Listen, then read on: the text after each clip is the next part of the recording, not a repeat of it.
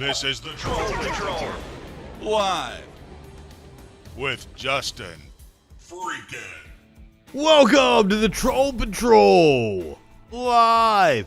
It's a freaking Thursday. How hard is it to be a leftist and a grifter? Well, it's kind of hard for me to be a grifter.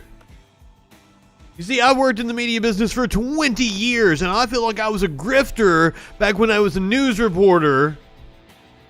And I was not being honest with people, that I was trying to split the difference between the two parties.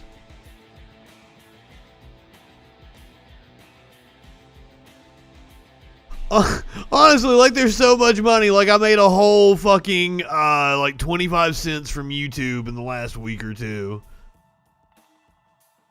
I think Patreon paid me out like $4 something. I mean, I make a modest amount of money from my media ventures. Leftist grifter, that's what I said. To be a grifter, I would have to be lying to you. I'm not lying to anybody. Not only am I 100% genuine, I show my sources. This lab like $20 or something like that. You should totally get a content warning fucker shirt or a right wingers or morons shirt.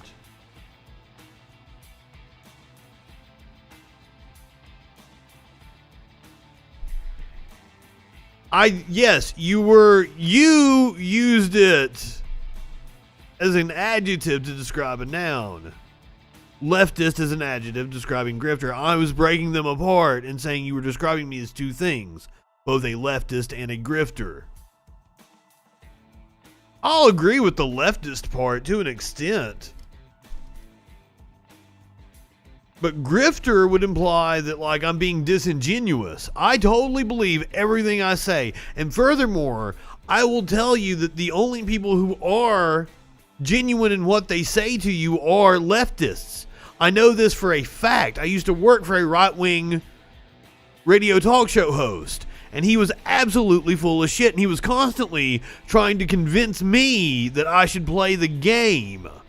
Whereas I'm principled and I actually have beliefs.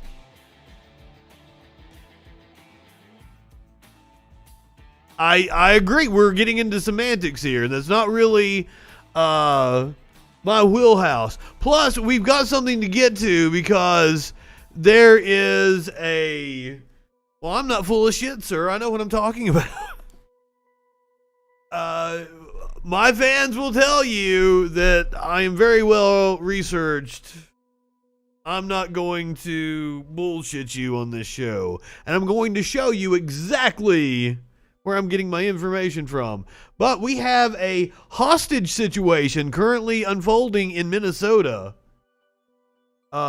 This is amazing to me because I found a live feed of the local news in Minnesota. They came back from break and they're like, we're still following the ongoing hostage situation, but here is sports. Now it looks like they're giving COVID statistics. I do not understand how you have an active hostage situation and you're not covering it on your news. Yes, Ruski or Rusky, give us a call in, 917-830-4359. We don't need cops, I agree. But I, as a news reporter, fucking love shit like active hostage situations. 4 hours now. This is happening at the Wells Fargo on 33rd Avenue South. I don't love it, I love covering it. Right now. Jeff, what can you tell us? Frank, we are standing across the street from the Wells Fargo Bank. You can see there's a crowd of people. Kid, I don't know who you're talking to. I spent years showing cops in a good light. I'm 20 years in the media business. A good chunk of that was news. The cops would call me when they were doing their little shop with the cops shit. They'd call me when they were doing their fucking media blitz for their DUI awareness campaigns. I'm not a reporter anymore. I was a reporter. Years and years ago. That's a whole nother lifetime ago, sir. Now I'm a stand-up comedian. The Reds. When are the Reds ever good? I don't know anything about baseball. A public information officer, yes. Not only public information, fuck, dude. Like, one time a cop was fucking going 90, 100 miles an hour down the road, wrecked and killed himself in just a one vehicle accident. I had to go report on it. I had gotten a 8-ball of Coke. This is probably when I was like 22 or 23. I was doing fucking Coke with my friend in my apartment. And my fucking pager, this is back when pagers were still a thing. My pager starts going off. Then my cell phone goes off. Then my personal cell phone goes off. I'm like, fuck, there is actual breaking news. So they had the cop that died. I had to go high off my ass on cocaine. But all the cops knew me, so they weren't fucking... They were all upset about their buddy dying and shit. I'm there on the scene. It's nighttime. Just blistered out of my mind on coke, interviewing these cops about their buddy who died. I do not do speed drugs. I do downers.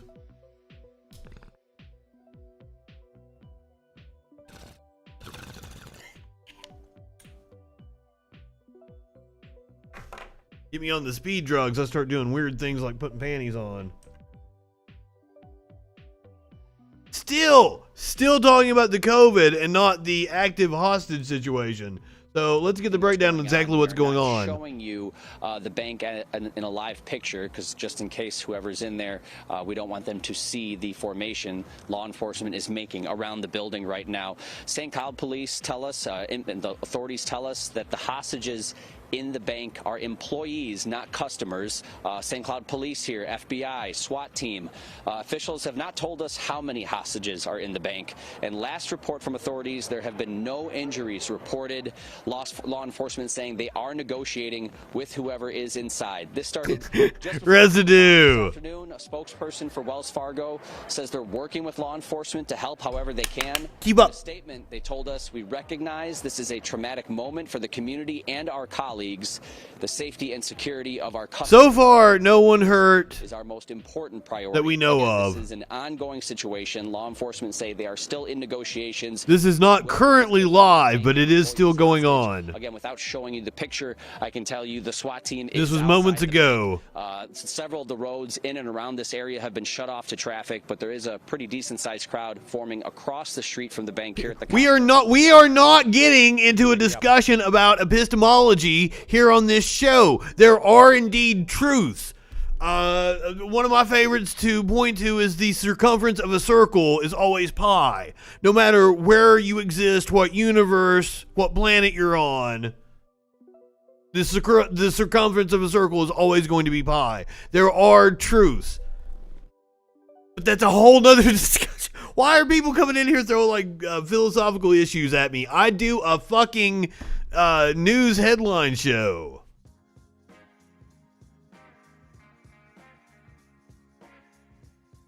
The master that makes the grass green.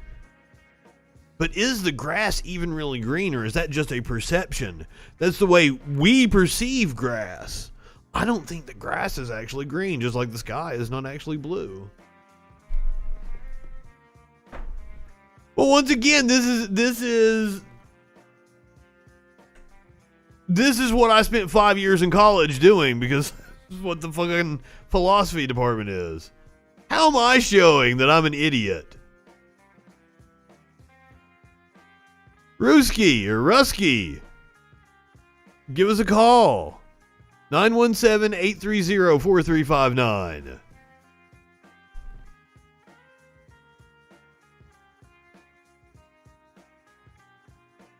Well, I mean, I call it the Troll Patrol, for the love of God. I mean, it's not like I'm being serious. I didn't dress up in a suit and tie. You can catch me in a suit and tie every morning on the Freakin' News. 8 a.m. Eastern, YouTube, Facebook. Show us on the doll where I hurt you. I would like to know what's going on. This is the live feed from the Minnesota News, the CBS affiliate in Minnesota, where the hostage situation is going on. We are not getting info. This is some pictures. Here is one of the hostages being released.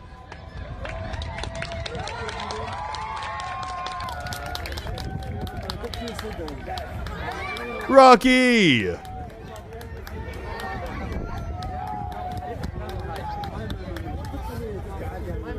So currently we have a hostage situation going on in, God, I don't even know what city it is. Was it St. Paul? Where Minneapolis FBI agents and police at St. Cloud are responding to a hostage situation at a Wells Fargo bank. St. Cloud police say they were dispatched to the bank just before 2 p.m. Central Time.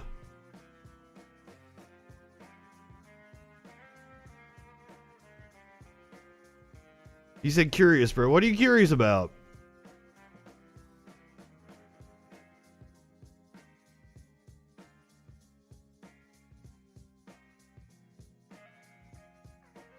Is that a positive thing or a negative thing, Rocky? I hope it's a positive thing. Dude, you can't just sidetrack the show. Tell me to scroll back up in the chat. No, what you need to do is call 917-830-4359 or 1v1 gave you the Discord link.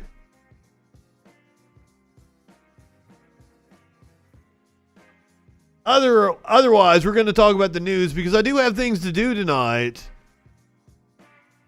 Resident Evil 7 Resident Evil 8 comes out. I think I know how to read. I do it every fucking night on the show. Okay, so earlier today, a girl at a Idaho school shot 3 people. She was disarmed by a teacher. A 6th grade girl brought a gun to her Idaho middle school, shot and wounded 2 students and a custodian, and then was disarmed by a teacher on Thursday. The 3 victims were shot in their limbs and are expected to survive. Officials said at a news conference. Jefferson County Sheriff Steve Anderson said the girl pulled a handgun from her backpack and fired multiple rounds inside and outside Rigby Middle School in the small city of Rigby, about 95 miles southwest of Yellowstone National Park. A female teacher disarmed the girl and held her until law enforcement arrived and took her into custody. Authorities say they are investigating the motive for the attack and where the girl got the gun. The girl is from the nearby city of Idaho Falls. Police were called to the school around 9:15 a.m. Now, the thing about this that really breaks my heart is I saw this screen grab of one of the messages that one of the students sent to their parents. School shooter, dead serious. I love you a lot, I promise. Oh, never mind. It's a drill. We heard real gunshots. No, it's real. I love you. I love you so much, Mom. That breaks my fucking heart. That's a student's messages to their mother in real time during an active shooter situation. Apparently, the kids go to great lengths to keep their phones on silence so that they never get them taken away during school, so that they'll be able to text their moms that they love them in the event of a school shooter. And this is fucking America.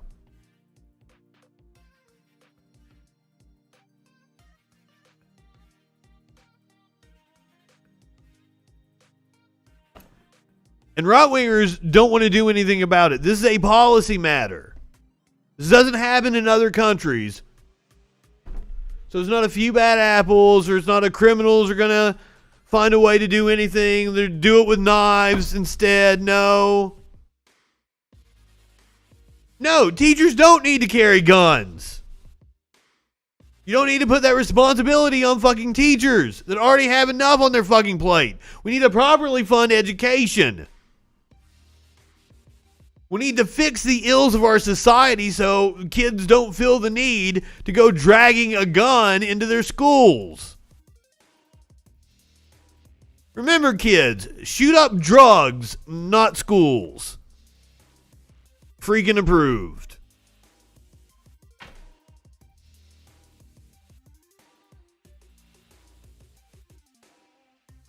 Well, I mean, if you've watched my show before, you probably know that my position on guns is that we should outlaw the manufacture and sale of guns. I'm totally cool with the possession of guns. Build your own gun. You want to shoot someplace up, you got to work for it. God damn.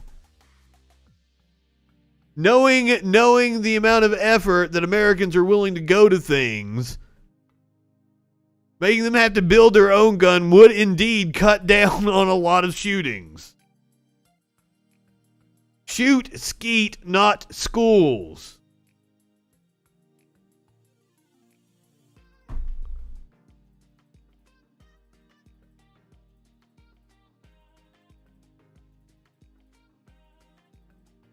The attack appears to be Idaho's second school shooting. In 1999, a student at a high school fired a shotgun several times. No one was struck by the gunfire, but one student was injured by ricocheting debris from the first shell. Idaho. So we'll know more in the coming days. A wild story also this morning. You know America is getting back to normal with all this shit going on with school children. An Army trainee used a rifle to hijack a school bus full of children. This happened at Forest Lake Elementary School. Recap of the incident that occurred. We had a 23-year-old soldier in training, or what we refer to as a trainee, jump our fence line with his issued weapon and make his way into the community. During this process, he was able to gain access to a bus that had 18 children on it.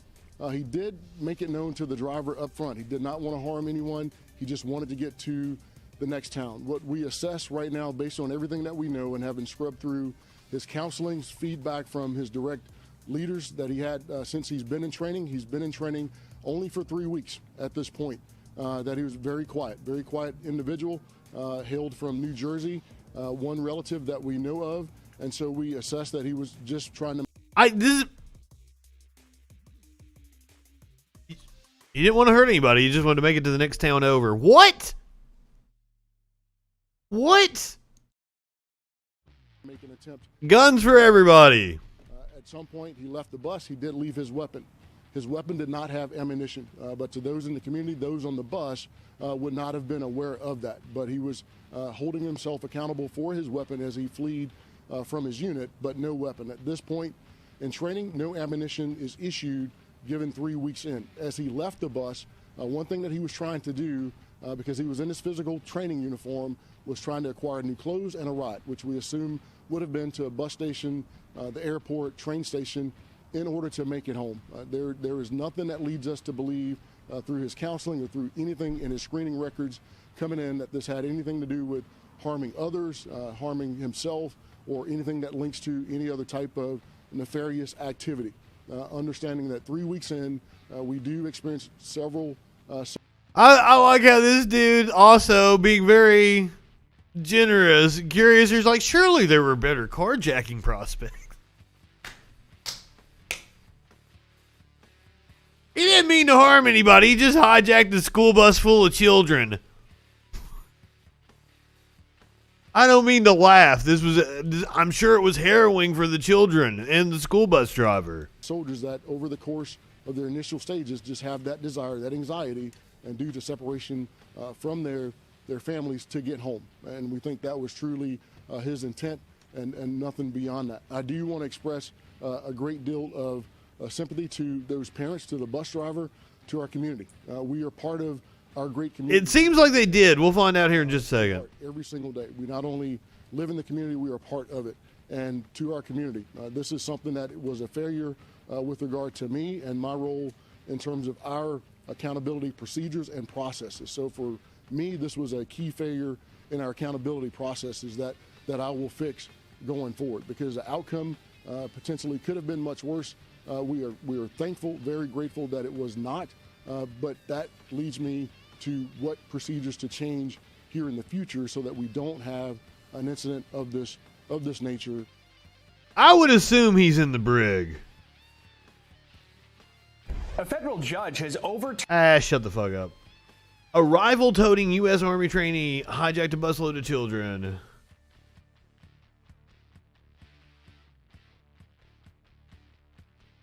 The suspect is 23-year-old New Jersey native Jovan Colazo.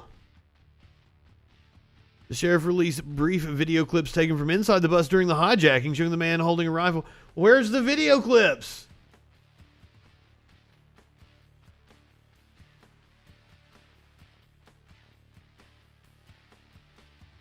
That's the kind of shit I like to see. Come on.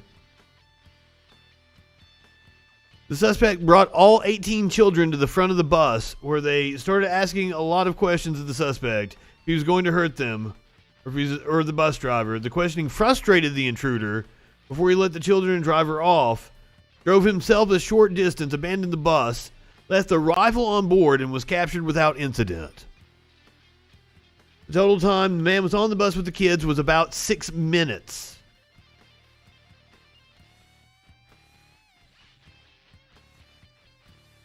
So, as he left the bus, one thing he was trying to do was trying to acquire new clothes and a ride, which we assume would have been to a bus station, the airport, train.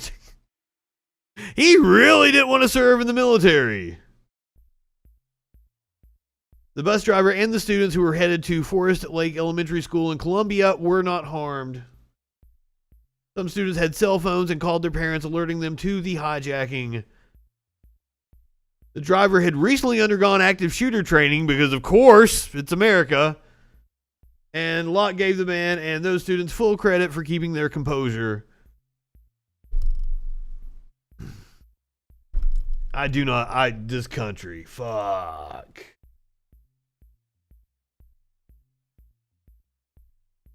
But I mean, at least we still have some semblance of a country. We came awfully close to losing it on January 6th.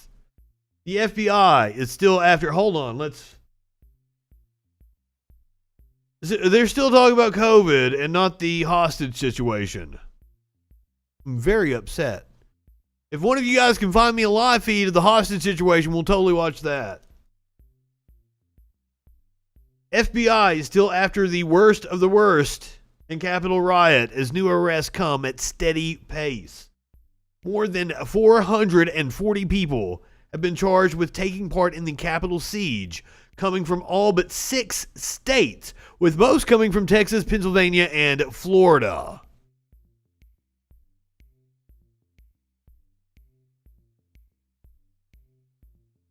I got the vaccine yesterday. The side effects are mild. I feel fine today. 4 months after the January 6th riot at the U.S. Capitol, FBI agents maintain a steady pace of arresting people accused of taking part as one of the largest criminal investigations in American history keeps growing. More than 440 people have been charged with taking part in the Capitol siege, coming from all but 6 states.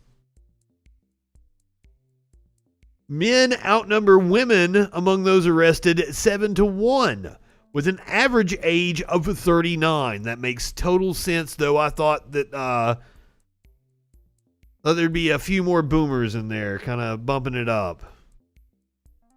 According to figures compiled by the Program on Extremism at George Washington University in Washington, D.C., a total of 44 are military veterans. More than 60 of those arrested so far face some of the most serious charges. The pace of arrest has remained steady as the FBI sorts through hundreds of thousands of public tips. In nearly 90% of the cases, charges have been based, at least in part, on a person's own social media accounts. By the way, speaking of Parler, it's been down the last couple of days. But apparently, it's not a thing. I hadn't even seen a story on it. Not even the Blaze was like, Parler's down.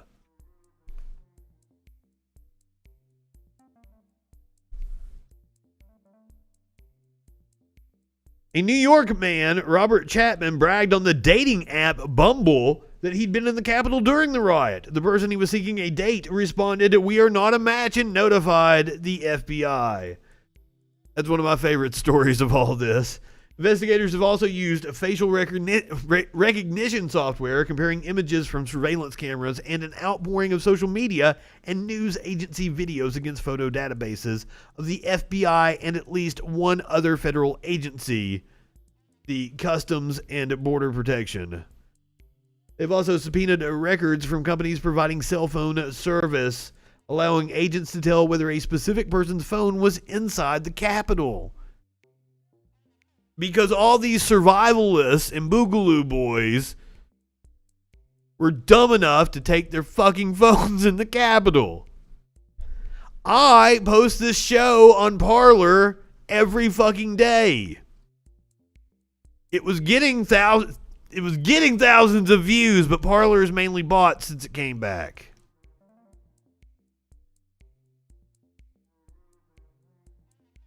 I was not aware of the riots in Colombia. One of the things that I need to focus on is being more aware of international stories and bringing them to you. All right, so let's go to Nancy Pelosi, who gave an interview to PBS yesterday. President Biden's plans to create jobs, confront climate change, and help strengthen American families are ambitious. To achieve his goals, his plans need to make it through Congress.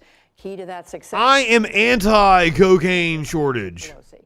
We spoke earlier. Not that I'm a big cocaine user. I'm just pro-drugs. With us, let me start, Madam Speaker, with President Biden's ambitious jobs and infrastructure. She looks stupefied. With his Aid for American Families plan. Between the two of them, $4 trillion in new spending. This is an amount that has even some of your fellow Democrats unnerved. What are you hearing? Well, I'm hearing that people are very excited by the president's agenda, and we all want to know how we're going to meet the needs of the American people, and he has given us a blueprint. So far, so good, but we're probably getting ready to, for the most part, always been face off with old shitty Biden here shortly. To be, but really meeting the needs of the American people, and infrastructure has grown. It's no longer roads, bridges, and mass transit. It's also high-speed rail, it's water systems, it's issues that relate to broadband and how we reach into rural. Mandy, I am not drinking raspberry tea. This is wildberry tea. I just brewed some. But I would totally brew some raspberry tea for you if you were here, my dear. Urban deserts in terms of broadband. So there are many more things. Well, as we were saying, the price tag, $4 trillion, unnerving even some Democrats. And the other issue here. Who gives a shit? Money's imaginary. Now a group of, again, even Democrats who are saying that they are not going to be able to go along with what looks like the price tag is going to be. You're hearing analysts say President Biden is going to be lucky to get half of his proposed increases on wealthy Americans, on capital gains, estate taxes, corporations. I am worried about the tax cuts, especially like we're not going to be able to support. We're going to have a filibuster fight before any of this can go forward. On state and local tax deductions, which we know would. I campaigned for Americans. Buttar in the congressional race against Pelosi last election cycle. the glories that have been bestowed to you on journalism. I do not subscribe to all or stipulate to any, most of what you have said about where the Democrats are. The Democrats will support, I'm talking about the House of Representatives, what the president is proposing. The American people, in a bipartisan way, support what the president is proposing. And she's like, we're going to whip those votes. And I fully support it, and my members do too, that nobody making she's a deal maker, at least. I mean, she knows what she's doing. Like, that was very sly how she did that. Like, oh, the House is going to be in line. Includes average Joes. Now, I myself am strongly for removing what the Republicans did on the SALT. And I'm not only sympathize, I support what they are saying. But again, I don't want people drawing lines. I think one person has said to me he's not. The problem is going to be in the Senate. Madam Speaker, another of the many important issues before the Congress right now, as you know, is police reform. The George Floyd Act did pass the House. It is now in the Senate. There are negotiations underway involving Republican senators, Democratic senator, and Congresswoman Karen Bass, whom you appointed to work on. Now, Dianne Feinstein, the senator from California, she's the opposite. She thinks she knows where she's at, and we're all surprised by where she's at.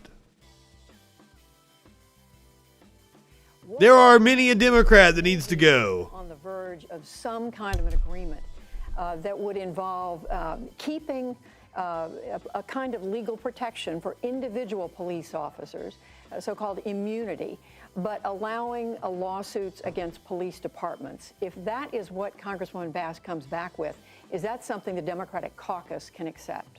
Karen Bass. I want to see Nancy Pelosi and Tucker Carlson in a funky face-off. When May 25th, when the assassination, which was clear to all of us, happened before our very eyes, was only about 2 weeks later that Congresswoman Bass introduced the legislation. You know why? Because the Black Caucus has been working on this for years, and they were ready. And her leadership as chair of the crime subcommittee then of the Judiciary Committee. Oh, she's referring to George Floyd as an assassination. I was like, what political figure got assassinated? 1 month anniversary of the That took me a little bit. George Floyd.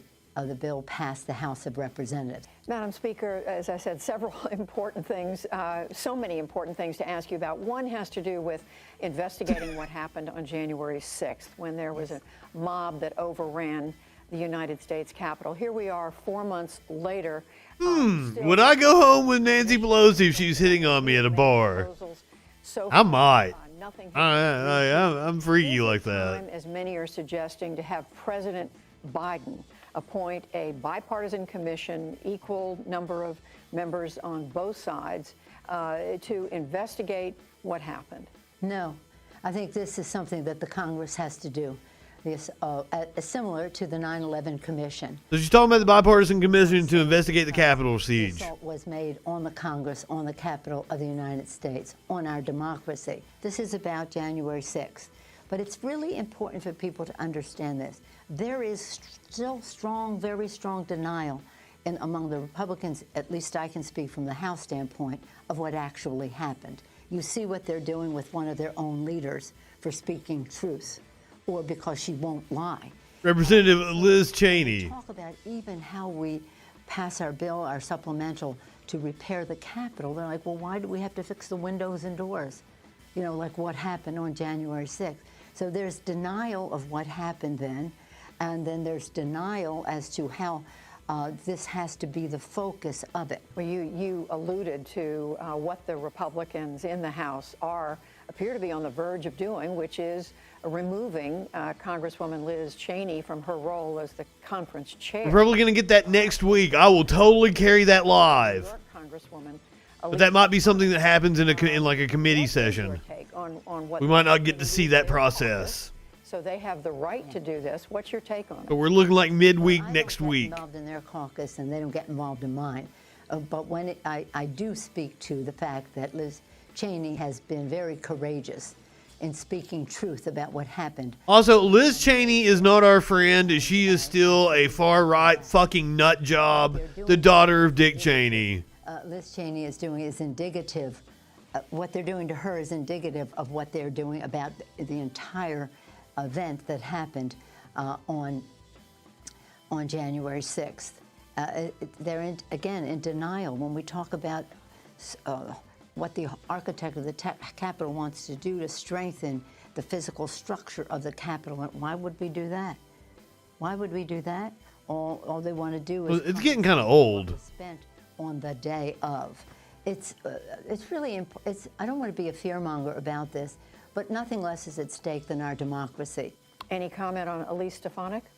That's really up to them. I don't know, maybe she's more, shall we say, compliant. It's not my business. I don't really know her, and I don't, as I say, they don't get involved. Let me... So that's the comment right there Elise Stefanik took issue with. Now, earlier today, Stefanik's communication director was temporarily suspended from Twitter. Twitter temporarily suspended the account of communications director for GOP rep Elise Stefanik late Wednesday, reinstating it Thursday morning. Caroline Levitt, Stefanik's communications director, in an interview with Fox News Tuesday morning, said she was given no explanation from Twitter after she was locked out of her account.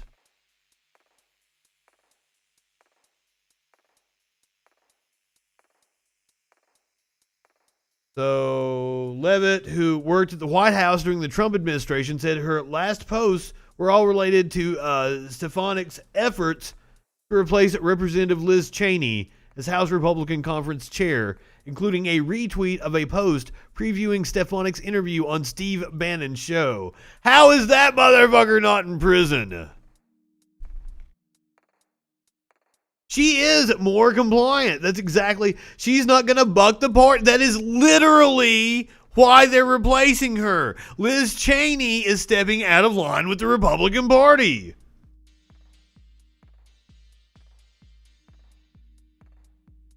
Levitt also told Fox News she tweeted out a link to former President Trump's new communications platform from the desk of Donald J. Trump. Twitter also suspended that account.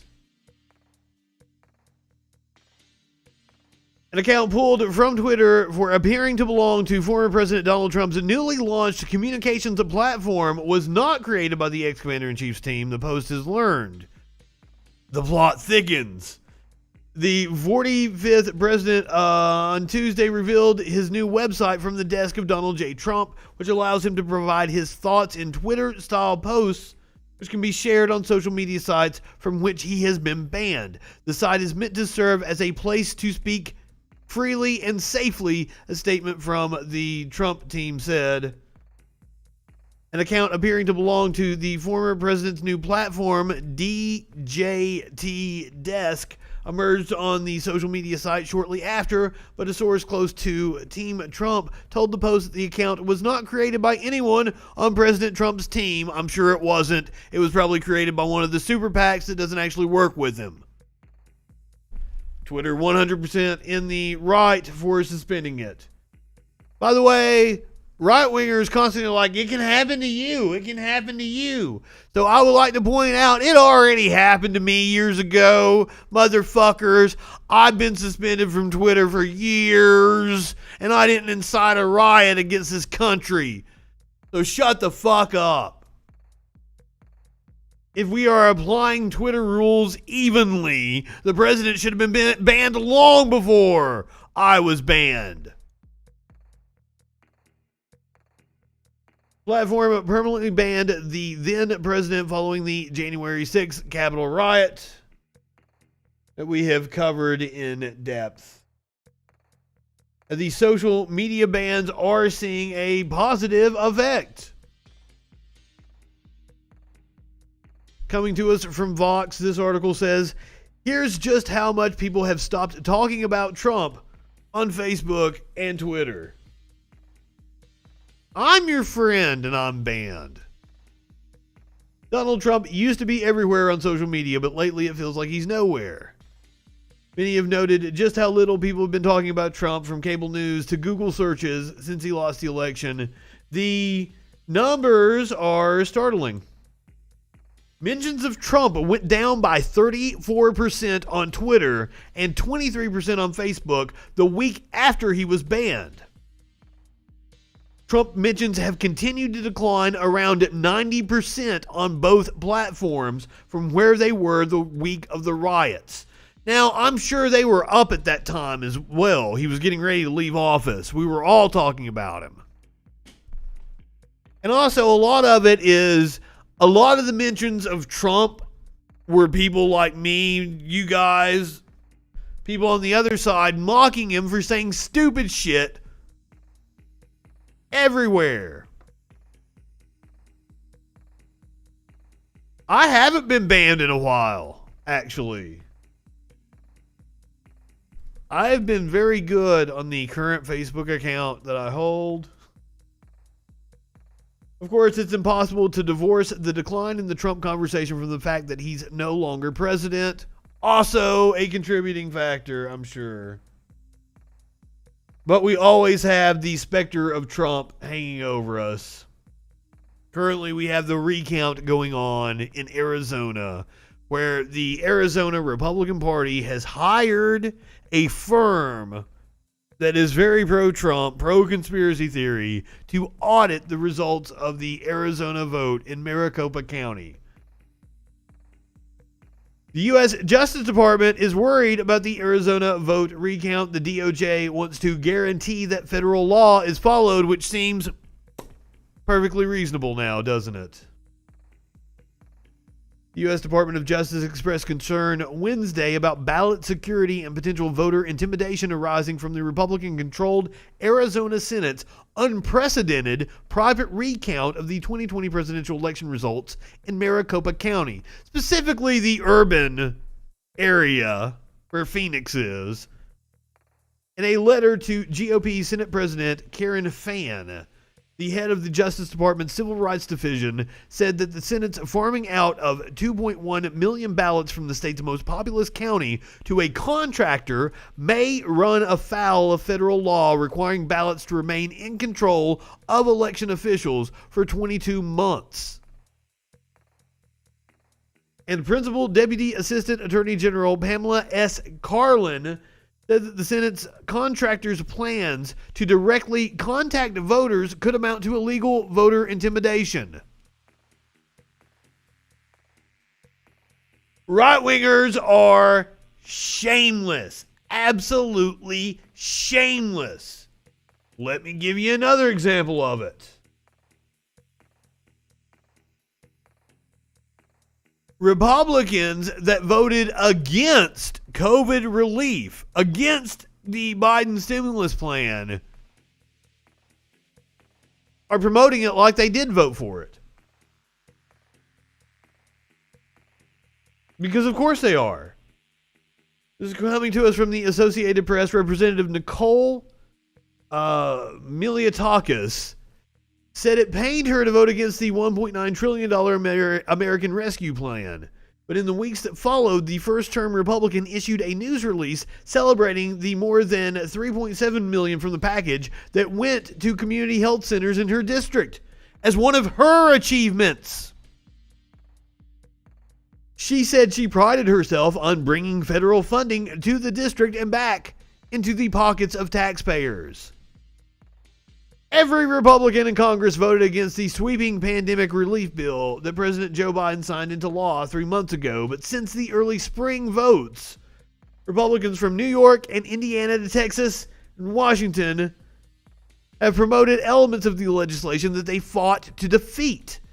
The Republicans' favorite provisions repeat a tiny sliver of the massive law, which represent a tiny sliver of the massive law, which sent $1,400 checks to millions of Americans, extended unemployment benefits until September, increased the child tax credit, offered housing assistance to millions of low-income Americans, and expanded health care coverage. All things Republicans are always against. Republicans tried to negotiate a smaller package, arguing that Biden's plan was too expensive and not focused on the nation's health and economic crisis. Democrats are promising to make the pandemic relief vote and the Republican resistance to it a central element in their political strategy moving into next year's midterm elections. Guys, we're starting to ramp up into the talk about the midterms. People are starting to announce their candidacy and shit. GOP lawmakers have been especially bullish about promoting the Rescue Plan's Restaurant Revitalization Fund, which devoted $28.6 billion to struggling industries.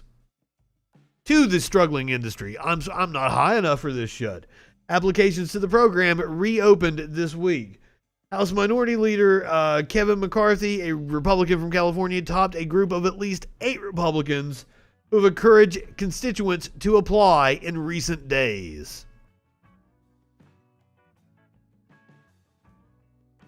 The Independent Restaurant Coalition acknowledged the Republicans' awkward position, but offered its thanks anyway.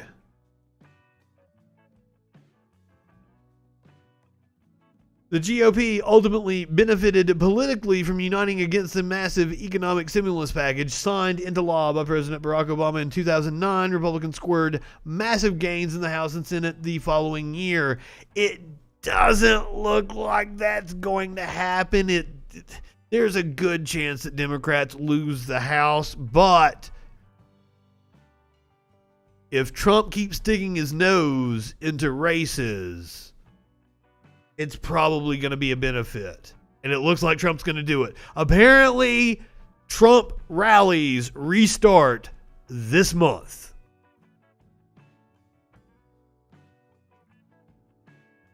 And if the Democrats can do something with the messaging about how hypocritical right-wingers are, then maybe they can make some headway. Another Republican hypocrite, Governor Ron DeSantis. Apparently, he only allowed Fox News into his little signing ceremony. I watched a little clip of it. Apparently he was on the 5 or one of their morning shows, and he was signing the bill live on Fox News. What absolute propaganda. He didn't let any other media organizations in. So here's Florida Governor Ron DeSantis getting asked by the press about that. Why did you only allow Fox News to capture the moment you signed the controversial election bill? So we did a wonderful bill signing for this great elections bill, and it was live on national television. For propaganda reasons. This is exactly what fucking dictators do for propaganda. On Fox and Friends, and we were happy to give them the exclusive on that, and I think it went really, really well. But that's broadcast to millions of people, not just in obviously throughout the whole country. Not really. A huge number of people in Florida are watching that. We had a crowd. We probably now that'll give them in the crowd that were really cheering on. So it was an exciting day to be able to do that, and it's the first bill signing I've ever done live on a national broadcast, and so it was good. We also had a great visual aid. The controversial voting restrictions. That's what he went on Fox News to sign that he's so fucking proud of, that he did on national TV, to limit the voting rights of citizens. That we were able to show where we're showing all the great things that are in the bill, and some of this stuff that was going on in other parts of the country, where you'd have these big private groups come in and spend hundreds of millions of dollars to run elections. That is unacceptable. It was probably Alec that wrote the fucking bill he signed. Transparent. So let's talk about private groups coming into states, Ron DeSantis. We're also going to continue with voter ID, which is very, very important to make sure that you are who you say you are. And we're also going to make sure that we don't have ballot harvesting. Okay, it's not for some political operative to get a satchel full of votes and dump them off. You get the vote, you send it in, or you go vote in person. It's one thing to have a family member take, fine, but to have these paid operatives go out there and do it like they do in California and like they do in some of these other states, that's a big, big problem. You know, voting is supposed to be a secret ballot. You're supposed to go in, you have the booth and all this stuff, And when you have ballot harvesting, you have people that are going around and messing around with other people's votes like that. I think it's terrible for our country. So Florida, we just said no. We're not going to do it. So I think it was a really positive day. And another reason why I went on Fox News is because this is your 2024 front runner. Absent the Trump effect, this is your 2024 front runner. And he's corrupt to the bone. Had a reporter, he had the data analyst arrested for trying to expose his cover-up of the COVID numbers. He sold access to his donors. Publix got preferential treatment to the vaccine because they gave to his campaign. Gigantic piece of shit. Speaking of gigantic pieces of shit, not Joy Reid. Apparently she's cool. I don't watch cable news. You guys, you've heard me say it before, my exposure to cable news is what we watch here on the stream together. I'm not a fan of that shit. But apparently Joy Reid is really cool. This was the first time I ever watched a clip of hers. I don't believe I've been exposed to her before. And Tucker Carlson had some choice words for her, and she responded back. So just for the record, I don't spend a lot of time watching Fox News or the BS Factory, as CNN's Jim Acosta more colorfully dubbed them this weekend. Personally, I prefer my news and information to be grounded in reality rather than monetizing my amygdala to keep me on edge and buying my pillows in gold.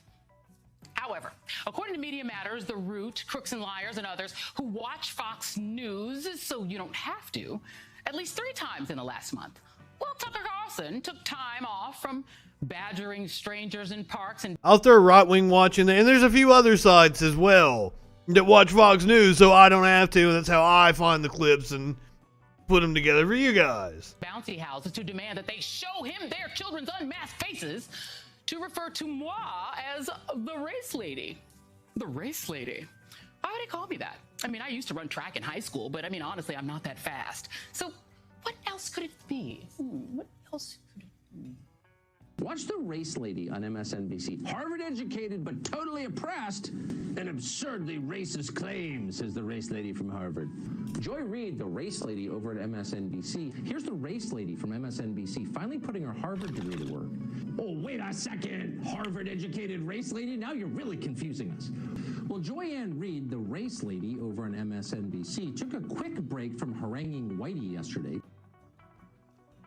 He's got a weird obsession. Oh, honey, Tuckums.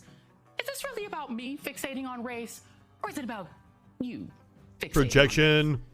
I mean, when you recently went off on me for continuing to mask up post-vaccine while jogging in crowded Central Park, you weirdly, as you did in that montage, threw in my attending Harvard. Now, I don't know, maybe I'm sensitive to this stuff, but it felt kind of like a dog whistle. I mean, did you want to go to Harvard? Did they reject you? And you think, oh yeah, they let the race lady in. Blah, affirmative action, blah. Well, listen, let me cheer you up, okay?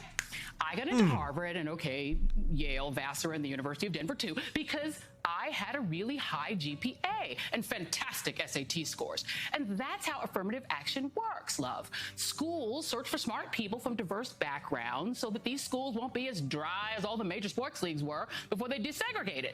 As dry as Ben Shapiro's wife's pussy. Maybe you didn't have great grades and great test scores and needed your girlfriend's daddy to help you get into college. Doesn't mean that you don't have amazing people in your life who love you. I mean, you got all that Swanson money, right? Fish sticks for everybody. Woo! And you had fun at Trinity. I like fish sticks. Right? Do you like fish sticks? By the way, what was the Dan White Society? You know what? Moving on. And just because the CIA rejected your application, I mean, look, things turned out fine for you. You had a great career over here at MSNBC. Oh, actually, okay. I remember that. Look, you were great on CNN, though, until John... Oh, I remember that. You, but it's fine. You're fine. Things are going great for you. And back to the whole race thing. Just saying, I'm not the one who spools out over my neighborhood changing like I'm some segregationist housewife from the 1950s. That would be you, Tuckums. And I'm not the one spouting a conspiracy theory that white people are going to be replaced by a Democratic Party conspiracy to import non-white people to outnumber them, a theory that was also mouthed by the Charlottesville Tiki Torch Nazis. That would also be you. And the reason I continue to mask up in crowded places is because I don't know how many people in those crowds that I'm jogging around didn't hear about the court case where your bosses said that your show isn't news. So no reasonable person would take Tucker Carlson seriously. Are taking precautions against COVID rather than freaking out about a piece of cloth and busting into the Target to cough on all the cereal boxes like they're 17th century colonizers touting measles blankets with them. People like you and your friends and fuck Tucker are keeping us steeped in COVID sickness and rage and paranoia. And the ways in which you, Lil Tucker, are making America worse are why I will continue to keep my mask on in a crowd. And we'll have more on your endless COVID hell, that the Tuckers of our country, who, by the way, are the absolute worst, are helping to create. God damn. You should know that you can follow today's top stories. That's how you do a SmackDown. Bravo, Joy Reid.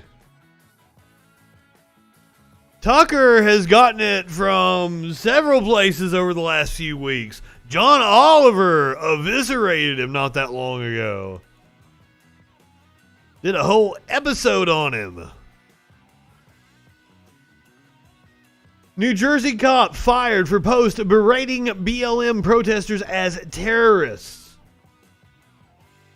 Hopewell Township police officer Sarah Irwin was terminated Friday via unanimous vote of the town committee, which accepted the recommendation of a hearing officer. A second officer, Sergeant Mandy Gray, was demoted and suspended for 6 months for replying to a comment on Irwin's June 2020 post. The fact that she supported her position as a fellow officer, that was the reason that they actually suspended her. I want to see what the post was. Okay, Irwin urged anyone who backed Black Lives Matter to unfriend her, prompting Panzo, Gray, Ferner, Peck, and Harbit to show support for the post, according to the report. So those were employees, since retired.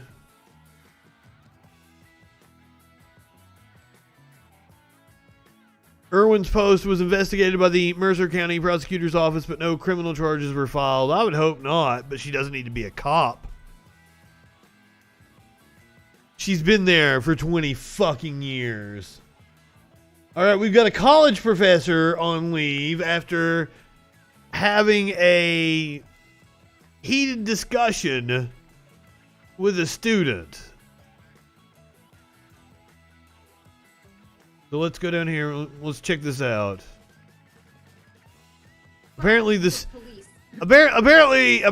student is a bit of a bootlicker, and the professor is like, "Hold on here, bootlicker." So let's hear. All right. So you brought up the police in your speech a few times. So what is your main concern? Since, honestly, the whole reason police, it is systemic.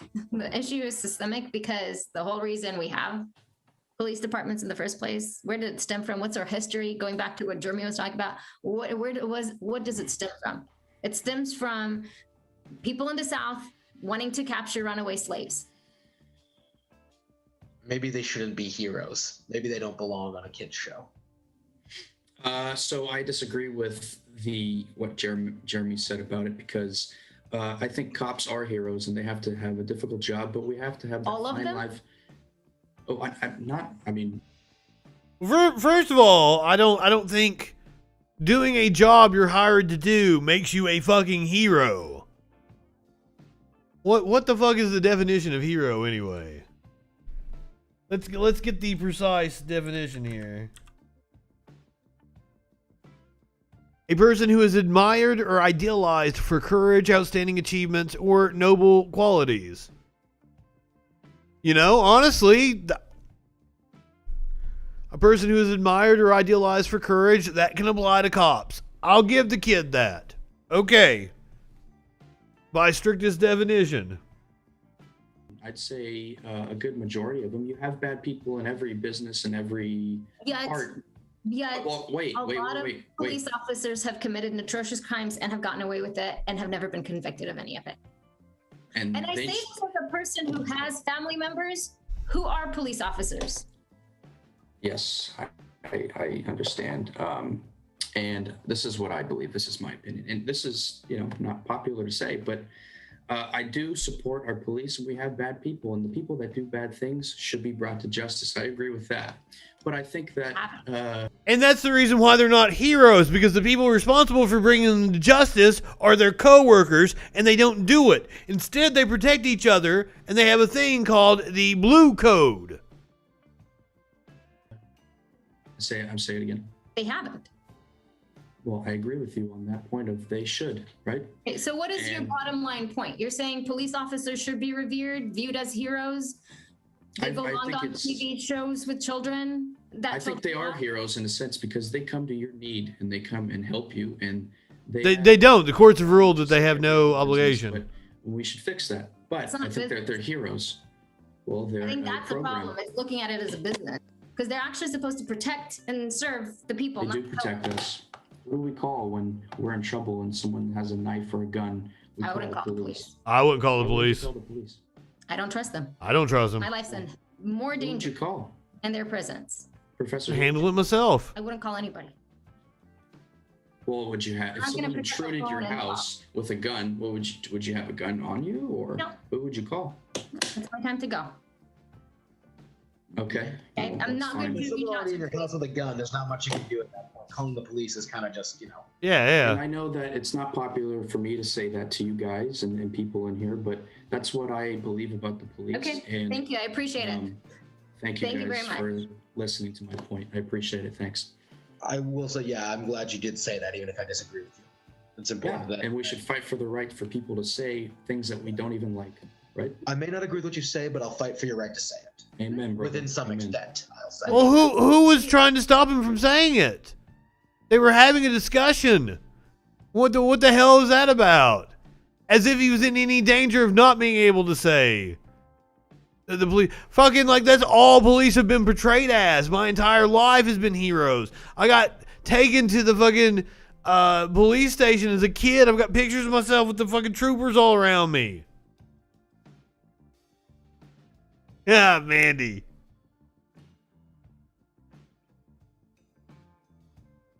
So that I can understand why somebody might have an adverse reaction to that kid calling cops heroes, given what I know about the cops.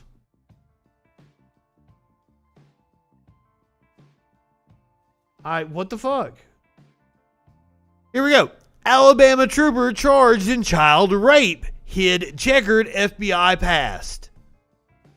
Now, I am sure, how in the fuck? This guy had a history. He had to have some help covering it up. An Alabama state trooper arrested last week on charges he raped an 11-year-old girl had been kicked out of the FBI amid a string of sexual misconduct allegations, but was hired by the state agency in Alabama, of course. But was hired by the state agency with the apparent help of a fake bureau letter that scrubbed his record clean. An Associated Press investigation found Christopher Bauer was suspended without pay and stripped of his security clearance in the FBI's New Orleans office in late 2018. This was amid allegations that included a co-worker's claim that he raped her at knife point.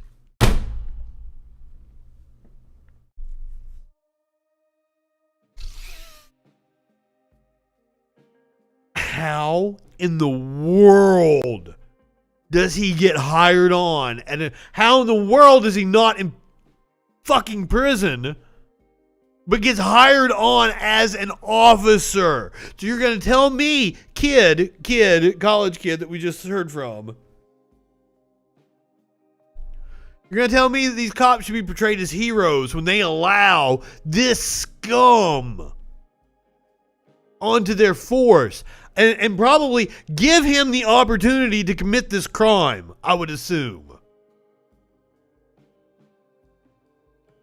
But Alabama authorities either overlooked or were unaware of his history. The Alabama law enforcement agency, the state police, told AP that it conducted a full and thorough investigation into Bauer's background when he applied to be a trooper in 2019. Apparently you didn't. Bauer indicated on his application that he was still employed by the FBI and had never been dismissed or forced to resign. Yeah, they don't call your references most of the time. Also, I'm like about a decade now out of college, give or take, and not once have I ever had to prove that I had that piece of paper. I don't even know where the fuck it is anymore. So kids, just go ahead and lie. Say you got whatever fucking degree you need. Fuck it, money ain't real. This guy gets a job as a cop. Fuck it.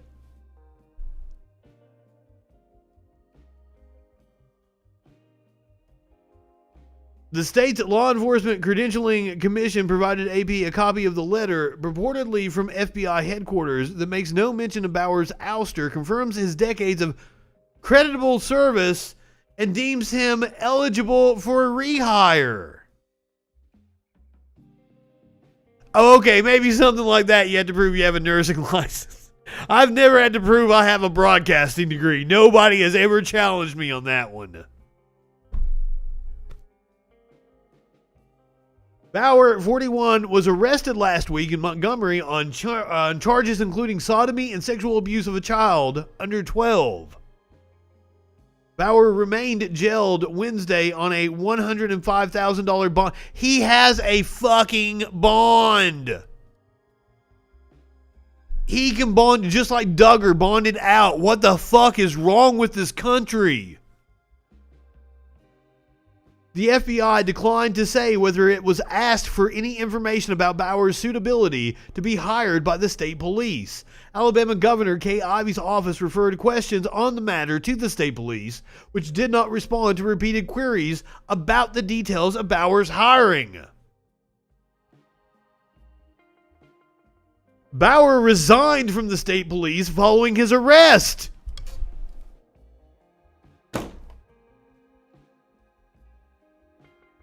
He wasn't fired.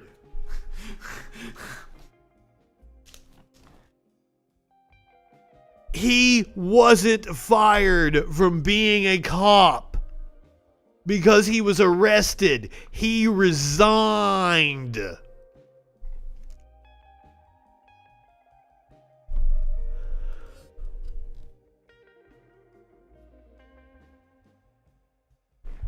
What a fucked up system.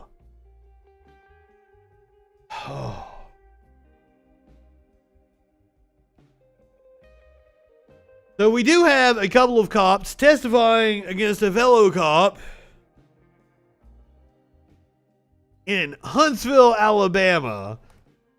Those two cops aren't cops anymore, though. I wonder why. Former Huntsville police officer Ganesha Peggs testified, this was yesterday, that she was trying to de-escalate an encounter with Jeff Parker, a man pointing a gun at his own head. So, dude had a gun at his own head. When Officer William Ben Darby arrived and increased tension at the scene. Darby is on trial this week for murder. Peggs testified after a Madison County jury watched body camera video of Darby shooting Parker in the face with a shotgun. A suicidal man was shot in the face with a shotgun. Parker called police. He called police. He called police himself. Called police to his home in West Huntsville on the afternoon of April 3rd, 2018, and said he was armed and suicidal. Peggs testified that as the first officer on the scene, she took the lead to try to prevent Parker from hurting himself so that she could get him help. Darby was the third officer to arrive on the scene that day. He took a shotgun from his patrol car and sprinted toward the front door. Peggs was standing at the front door, partially inside the front room. Parker was sitting on a couch with a gun pointed to his head. Darby shouted for Peggs to point your fucking gun at him. Oh, for Peggs to point your fucking gun at him. Darby walked past Officer Justin Beckles and yelled several times for Parker to drop his gun. Less than 30 seconds after walking up to the house and 11 seconds after entering the house, 11 seconds after entering the house, Darby shot and killed Parker, according to the body cam video.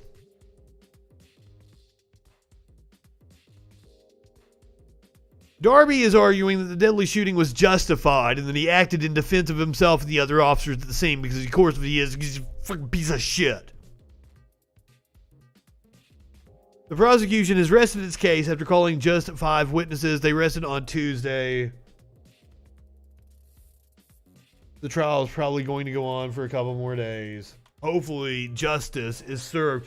Shotgun to the face of a man who was suicidal. This is a monster. All right, now we have wild video. I don't think anyone is hurt in this, but we'll go ahead and we'll throw out content warning, fuckers. An armored truck driver escapes an attempted highway heist. Inside a cash and transit van, moments before the ambush. Behind the wheel, former police special task force veteran Leo Prinsloo. It's Lloyd Mtombeni's very first week on the job, the transit company said. One of the most dangerous jobs in South Africa, and this is why. So we're in South Africa here. Gunmen firing AK-47s from a speeding luxury sedan. They're trying to kill Prinsloo, shoot out his tires on a highway in the capital, Pretoria. He forces the sedan off the road, but the threat isn't over. Security experts told us that this is the criminal's MO, using at least 4 vehicles with multiple gunmen. Watch as a white pickup comes in from the left. Oh, wow. They try calling for backup. Often cash and transit teams pay with their lives. On this day, they were carrying cell phones. There were more than 150 heists like this in South Africa last year alone, according to police data. Just in the last few weeks, several dramatic incidents, like this one in Cape Town, have shocked South Africans. Prinsloo has been praised for his calm head and quick thinking. I think he's just stunned. Look at him. Was injured and nothing was stolen in the attempted heist. David McKenzie, CNN, Johannesburg. Wow. He's still stunned. Look at him. He can't believe what's going on. Damn. All right, so I'm not sure the details of all this. Apparently, we have a mummified cult leader that was found. 3 hours from death. So let's get the details here before we listen to the son of the mummified cult leader. 7 people with suspected ties to the Love Has Won religious group, referred to as a cult, in Sagat. Hold on, I don't want to butcher it. Tagachi, maybe.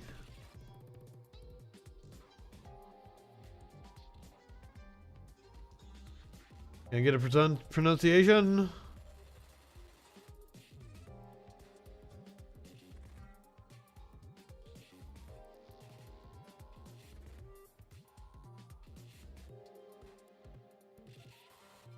Oh, here we go. When we offered to settle your disputes over how to pronounce place names around Colorado, we did not realize we were signing up for a full-time job. First, you sent us to Buena Vista. Then it was Uray. Now it's I didn't want a whole fucking thing. We called the sheriff's department to settle it once and for all. We pronounce it, so watch. Usually, they'll, like if I order... So watch. Okay, I was way off on that one. Hopefully that's not a fucking white person version of a native name. In Saguache County, they are facing charges of abuse of a corpse and child abuse after police found the woman's body in a home in the small rural town of Moffett. Cole Carlson, okay, this is the son. The body was found in a backroom bedroom, lying on a bed, wrapped in what appeared to be a sleeping bag. What appeared to be glitter-type makeup was found around the woman's eyes. The body was decorated with Christmas lights and appeared to be set up in some type of shrine. Whoa! Here, let's see if this is the original news report. This is wild.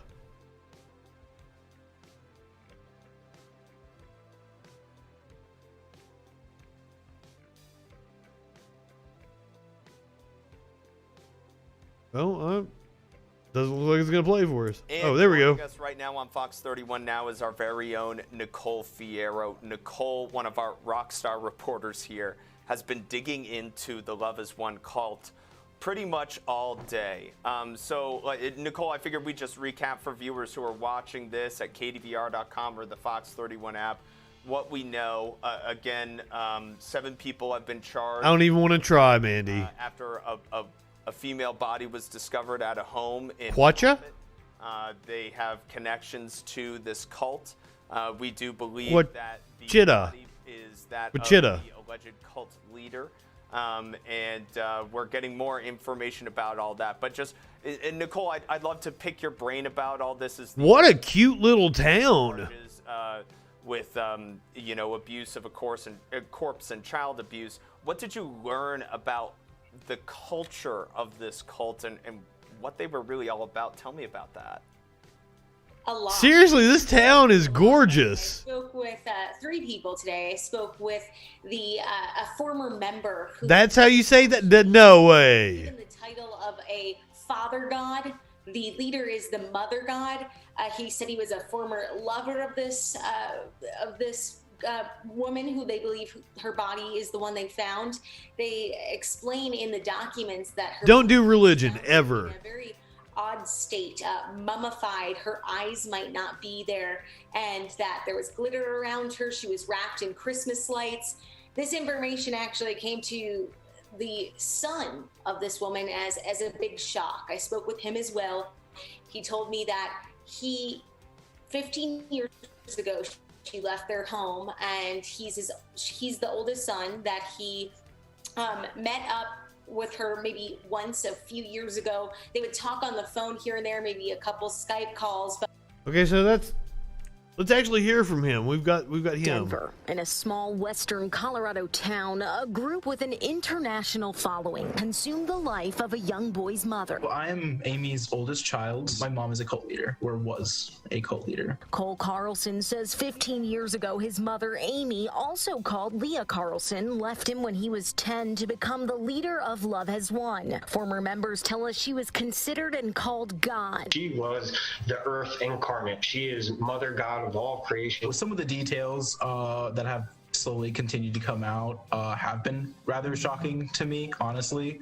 But they're also they're a cult. You kind of expect weird things to come out. As her next of kin, Carlson's waiting for autopsy yeah. results to confirm this reported mummified person is indeed his mom. Mummified and eye makeup but no eyes. Just, yeah, very disturbing. The whole thing is just so disturbing. A shared reaction with one of the leader's former lovers, Andrew Profaci. It makes me angry and very sad that she's passed, but really creeps me out. Profaci says he joined the group's chat room online and lived with them for 10 months in 2015. Amy, or Mother God, told me I was going to be the vessel for this Father God consciousness to come into, the planet. Both find trouble in what's transpired over the past few years. It makes me mad.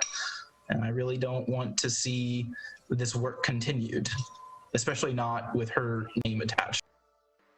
Well, I mean, they arrested everybody, didn't they?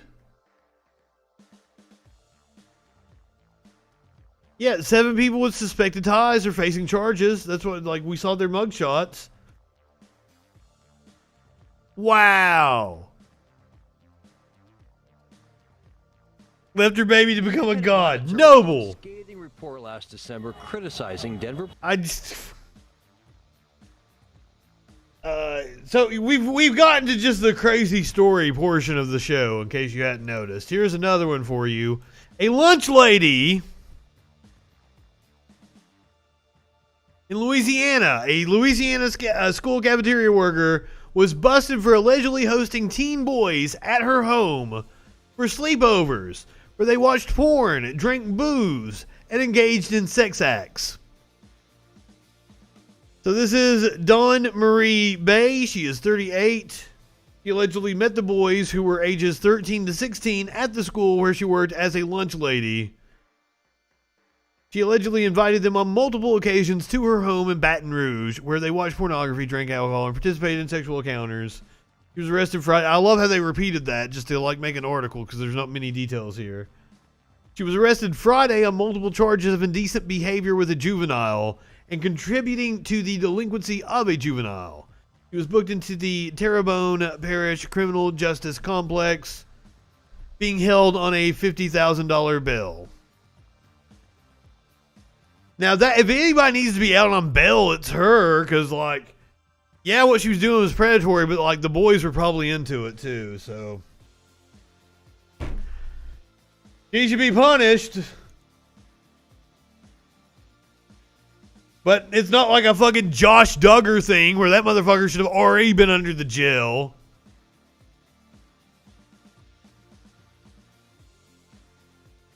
Watauga and Appalachian and Elizabethton are easy. I don't understand how people mispronounce those.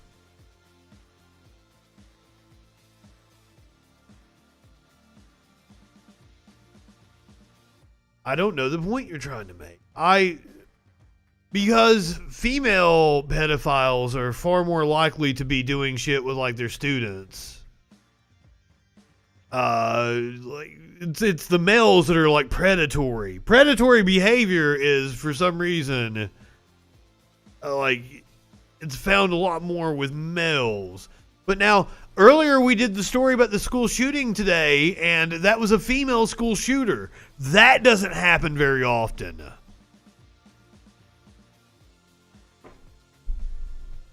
Did you tell me I'm saying it wrong? No, Elizabethtown is in fucking Kentucky. Elizabethton is in fucking Tennessee. I'm pretty sure I'm right on that one. Alright, so this is wild fucking video. This is coming to us from Washington State, where a man had to drive backwards. I'm not sure if I'm seeing this right. Several miles. When we shared this strange and startling video last week of a car cruising backwards at 45 miles an hour on State Route 16. Oh, okay. One of the people who saw the story. Oh, I'm sorry. My apologies. I thought you were calling me out. But do keep in mind, there's Elizabeth. Now I'm all fucked up. I'm going to be Elizabethtown in Kentucky. So,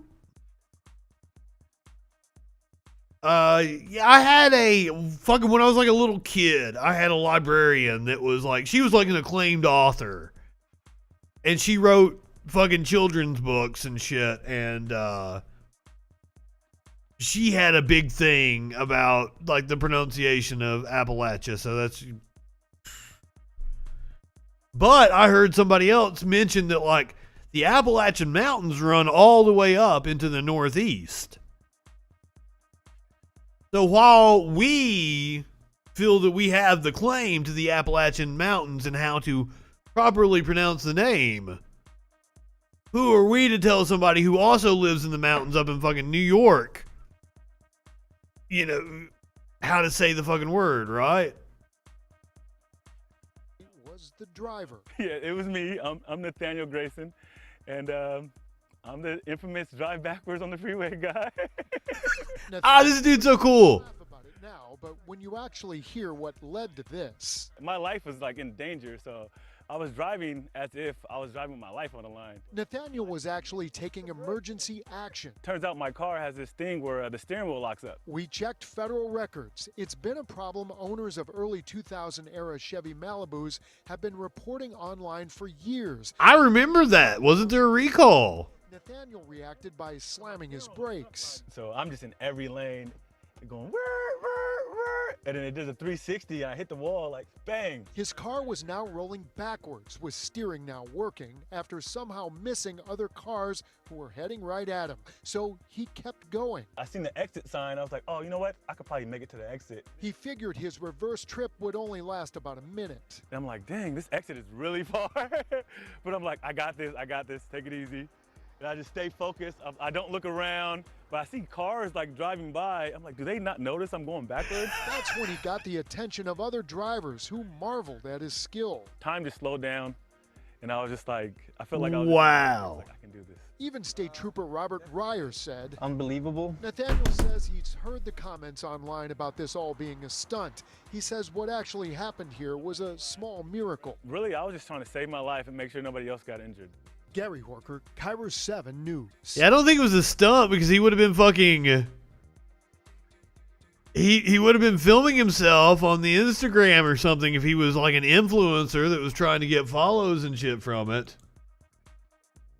That was amazing.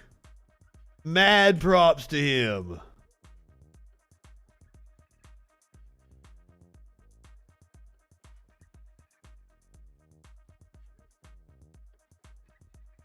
Okay, so I am calling it a night early tonight because it is the release of Resident Evil 8.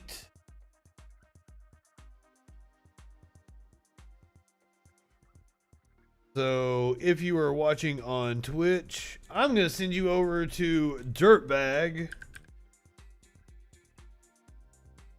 Oh, it looks like he's playing video games. Let me...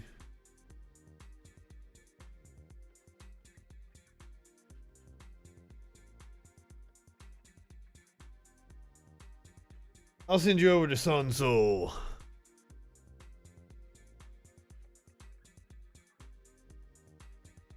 He puts on a quality show. All right, go ahead, light one up, tip one back. It's all right to have a little fun before you hit the sack. I'm Justin Freakin. We will see you tomorrow night on the Troll Patrol live.